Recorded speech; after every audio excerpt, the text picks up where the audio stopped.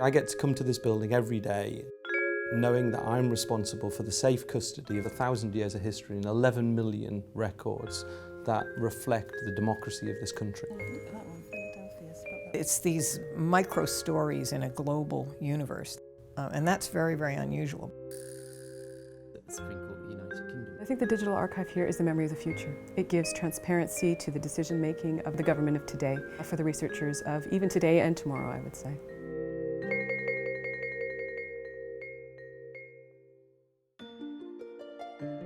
Documents hold immense power.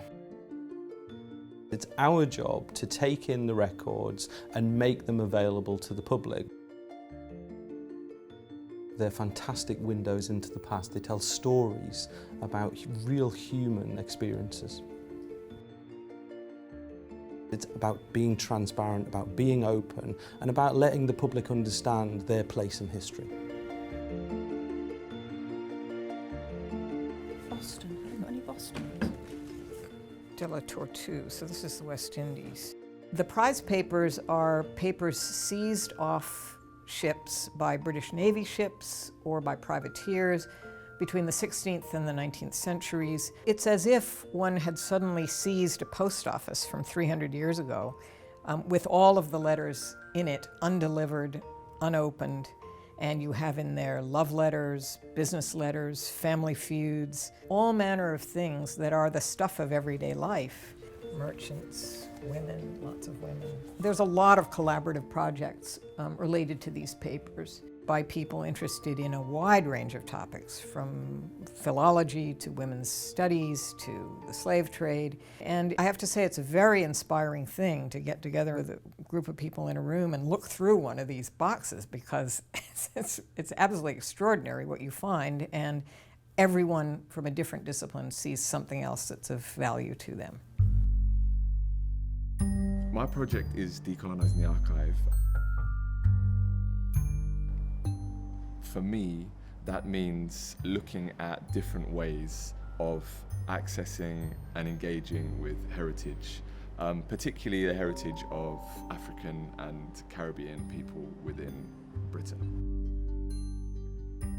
We use a combination of video, audio, and performance around a theme, and we use archives as one source of information, among others, to explore a particular theme. I think it's an issue of identity, and also, I suppose, being able to evidence your existence within a society that may not have acknowledged your existence in the most positive ways. So it's important to me to be able to bring some of those voices into the archives.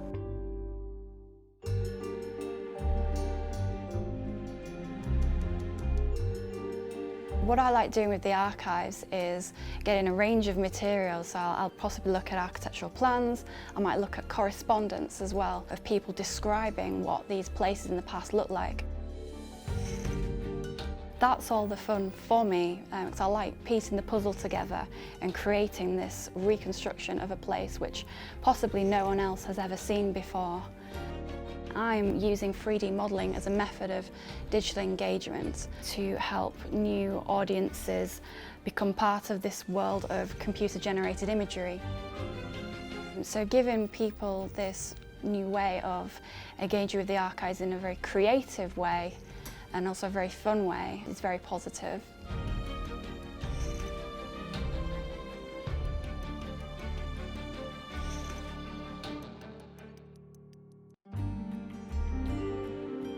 There's a perception that archives are still paper-based and really dusty paper, and that's not the case at all. You know, government creates information digitally, and so it's just as important as the paper record, and it's still the public record, and it comes in diverse forms, such as video file formats, such as Twitter feeds. That is why digital is still important as part of this whole process. It allows government accountability and transparency, just in a different medium. Although it looks, for a new institution, what we are looking at today are the UK Supreme Court video files, and this is the first set of digital records we've received from the UK Supreme Court, and it documents the inaugural term of the court, which is innovative in that it is the first court that documented everything via video. It's quite fascinating because the layout changes after the... Yeah, and this was in the days when they did still wear wigs and gowns. I think it's driving innovation in the archive sector in the tools and techniques that we're testing as part of receiving digital information from government. We're testing techniques that have never been done before about how to interrogate large pieces or large collections of digital information, which hasn't been done really here in the UK, and I would even say to some extent internationally. One day, perhaps, we may all be sat in a search room with virtual reality headsets. We may be engaging with collections via augmented reality as we digitise more and more archive collections. Engaging with archives in a digital way is the future.